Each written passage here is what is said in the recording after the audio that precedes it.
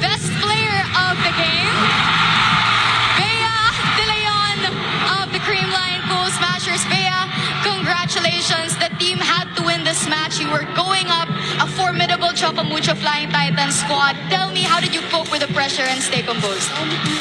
Malaking bagay na kasama ko sa court yung mga teammates ko na talagang hindi ako pinapabayaan.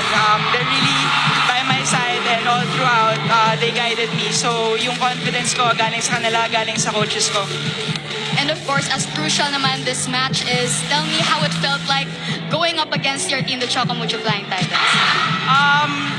At some point talagang kinakabahan rin talaga ako. Pero nag-pray talaga ako kay Lord na ma-handle ko siya na maayos and to give me the grace to be able to handle this well. So yun, nagpapasalamat lang rin talaga ako na nandito tayo sa point na to ngayon. And Bea, you have 9 points coming up from 6 attacks and 3 blocks. You and the team, the next opponent will be the PLDT High Speed Hitters. Paano kayo magiging handa for this final match in the preliminaries?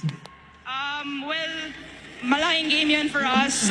Talagang we wanna be able to get that game para maka-sure kami sa semis. But yun, 1 point at a time, 1 game at a time, and aaralin, magpe-prepare talaga kami.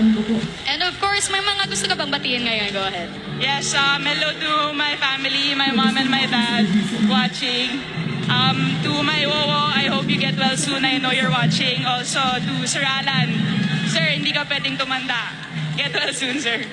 All right, congratulations once again to Bea De Leon of the Creamline Cool Smasher. She's your best player of the game, off of 9 points from 6 attacks and 3 blocks. Back to you, Women. Yes. And we have Caitlin Viray for the win for the Farm Fresh Foxies. Huge win for your team, Kate. Balikan muna natin ang third set na yan. Grabe, what a crucial set. Nagka-challenge pa nga tayo sa dulo, but you were able to finish strong, delivering the winning point. Ano yung mga tumatakbo sa isip mo at that time? Siguro yung lagi kami nagkukulang sa panampo. So, tinaining naman namin yon and in-apply lang namin today. Gaano kayo kasaya na finally nakabawi kayo after 5 consecutive losses, Kate?